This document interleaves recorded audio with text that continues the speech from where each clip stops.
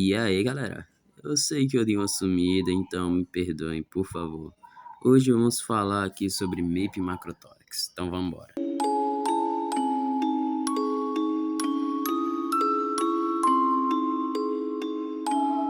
MAPE e Macrotórax, o gigante sombra da morte.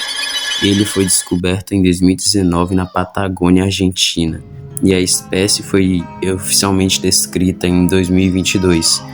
Apesar de um esqueleto estar completo, ele é um dos mais completos já encontrados para um megaraptor.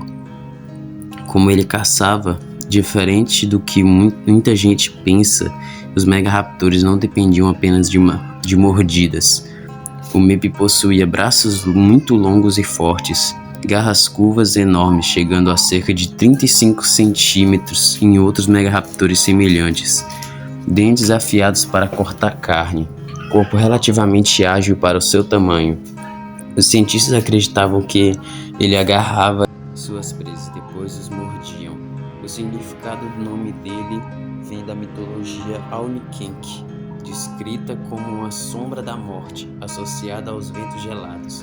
Macrotórax significa grande tórax, ou grande peito, uma referência à enorme cavidade torácica do próprio animal. Onde ele vivia, ele habitava a Patagônia no final da era dos dinossauros, convivendo com titanossauros herbívoros e outros animais poucos antes da extinção, causado pelo impacto do asteroide que encerrou o reino dos dinossauros não havia anos. Curiosidade: se você colocasse um Tiranossauro Rex e um MAPE Macrotórax lado a lado, o Tiranossauro Rex teria uma mordida muito mais poderosa, mas o MAPE teria braços maiores e garras muito mais perigosas. Ambos eram predadores de topo em seus respectivos continentes. Resumindo, o MAPE Macrotórax era um predador mais assustador da América do Sul. Um gigante de 10 metros armado com garras enormes e conhecido como a verdadeira sombra da morte na Patagônia. Eu não falei sobre isso, mas ele tem 10 metros, cerca de 9 a 10 metros. E ele pesa 5 toneladas. Inclusive, isso colocava ele no topo, principalmente a sua forma de caçar. Ele era um caçador diferente do Tiranossauro Rex. Enquanto o Rex usava principalmente sua mordida absurdamente poderosa, o MAPE provavelmente dependia muito dos seus braços e das garras.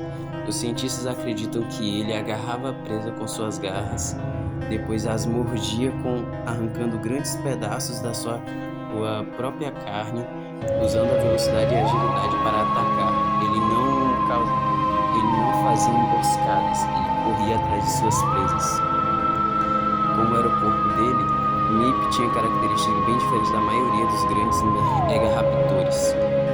Pescoço relativamente longo, corpo estreito e leve para o seu tamanho, pernas compridas, cauda longa para o equilíbrio e braços grandes e musculosos. Seu tórax era enorme, o que sugere pulmões muito eficientes e boa resistência física. O Senhor dos Ventos Gelados, ou como o nome dele já diz, o gigante da sombra da morte. A mitologia do povo Aunikenk, MAPE, era uma criatura associada à morte e aos ventos frios da Patagônia. Por isso o nome combina perfeitamente com o predador que vivia nas vastas planícies da região. O ambiente onde ele vivia era a própria Patagônia de 7 milhões de anos atrás.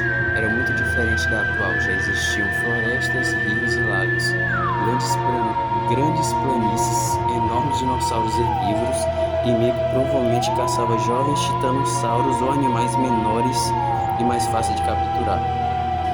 Uma grande comparação de tamanho entre ele, um humano e um ônibus. Sim, um ônibus. Enfim, um humano médio teria aproximadamente 1,70. Já o MAPE tem 10 metros, o ônibus urbano tem 12 metros, ou seja, ele tinha quase o tamanho de um ônibus.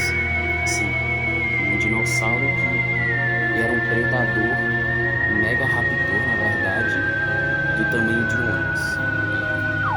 Sinceramente, eu sou muito corajoso, mas eu teria muito medo de encontrar um desses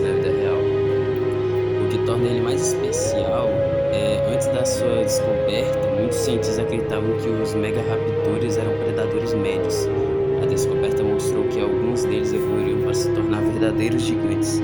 Isso significa que, enquanto os tiranossauros dominavam a América do Norte, os megaraptores gigantes como o Mei dominavam partes da América do Sul.